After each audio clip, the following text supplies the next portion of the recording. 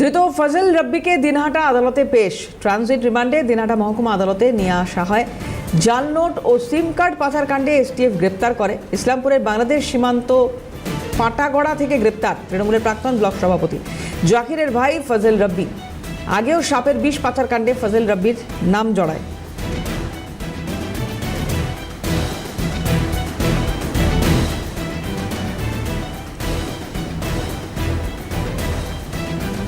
পশ্চিমবঙ্গকে সারা দেশের মানুষ জঙ্গিদের আতুরঘর হিসেবে জানে। যতক্ষণ পর্যন্ত একজন জঙ্গিও থাকবে ততক্ষণ অভিযান চলতে থাকবে।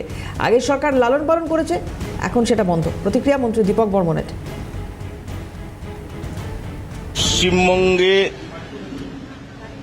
পশ্চিমবঙ্গকে সারা ভারতবর্ষের মানুষ জঙ্গিদের আতুরঘর হিসেবে চেনে। তাদের সেই আতুরঘরে যে পরিমাণ জঙ্গি আছে, যতক্ষণ পর্যন্ত একজনও জঙ্গি থাকবে ততক্ষণও পর্যন্ত আমাদের এই যে আয়োজন এটা চলতে থাকবে। এবং আপনারা জানেন কুচবিহার থেকে 4 জন ধরা পড়েছে সম্প্রতি, আরও বিভিন্ন জায়গা থেকে ধরা পড়ছে। আগের সরকারের সময় এরা বহাল তবিয়তে ছিল, সরকার জানতো না এমন নয়, সরকার জানতো, কিন্তু তাদের লালন পালন করে এসেছে। এখন সেই লালন পালনটা বন্ধ হয়ে গেছে। বিগত 10 বছরে জঙ্গি সন্দেহে ধৃতদের অবস্থা কি? কেন এদের এত বছর ধরে পোষা হবে? প্রশ্ন তুললেন বিধায়ক নওশাদ সিদ্দিকী।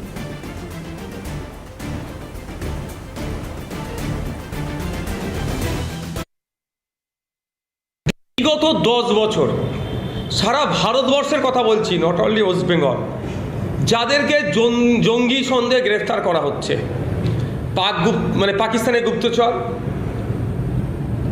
জঙ্গি আমাদের ডেটা দিয়ে দিচ্ছে বিদেশকে, যে লাস্ট 10 বছর যাদেরকে গ্রেফতার করা হয়েছে তাদের স্ট্যাটাস কি? কমার্সের ফাস্ট ট্র্যাক কোর্টের মাধ্যমে এদের বিচার হোক। এরা যদি দোষ করে থাকে সর্বোচ্চ দৃষ্টান্তমূলক শাস্তি দেওয়া হোক।